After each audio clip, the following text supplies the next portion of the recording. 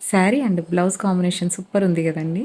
Blouse గూడా చాలా మంచిగా వచ్చింది. మనకి శారీలో ఏదైతే బార్డర్ ఉందో అదే బార్డర్ బ్లౌజ్‌కి హ్యాండ్స్‌కొచ్చిందండి.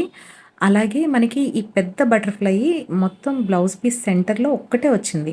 సో, దాన్ని ఎక్కడ ఎలా స్టిచ్ చేయాలో అర్థం కాలేదు. యాక్చువల్‌గా హై నెక్ స్టిచ్ చేయించుకునే వాళ్ళకైతే సెట్ అవుతుంది. బట్ ప్యాటర్న్ బ్లౌజ్‌కైతే అది మొత్తం రిమూవ్ చేసేయాలనమాట. అలా బ్లౌజ్ పీస్‌కి సెంటర్‌లో వచ్చింది బటర్‌ఫ్లై. సో, దాన్ని నేను కటింగ్ చేసేసానండి పూర్తిగా. ఇలా కుందన్స్ వచ్చినియి కదా! సో, చుట్టూ నీట్‌గా కటింగ్ చేసుకొని, ఒక అగరబత్తి తీసుకొని హీట్ చేశానండి. దారపోగులవి రాకుండా ఉండటానికి. సో, తర్వాత బ్లౌజ్ మొత్తం స్టిచ్చింగ్ అయిపోయిన తర్వాత, బ్యాక్ పార్ట్ ఏదైతే ఉంటుందో దానికి క్రాస్‌గా నెక్ సైడ్‌కి పెట్టాననమాట. సో, నీట్‌గా స్టిచ్ వేసేసుకున్నాను. ఎక్కడ మనకి దాన్ని అటాచ్ చేసిన ఫీలింగ్ అయితే లేదండి. యాజ్ ఇట్ ఈజ్ మనకి క్లాత్‌లోనే అలా వచ్చినట్టు అనిపిచ్చింది. ఫైనల్ లుక్ అయితే అద్దిరిపోయింది. నేనైతే ఎక్స్‌పెక్ట్ చేయలేదు. మరి మీకెలా అనిపిచ్చింది?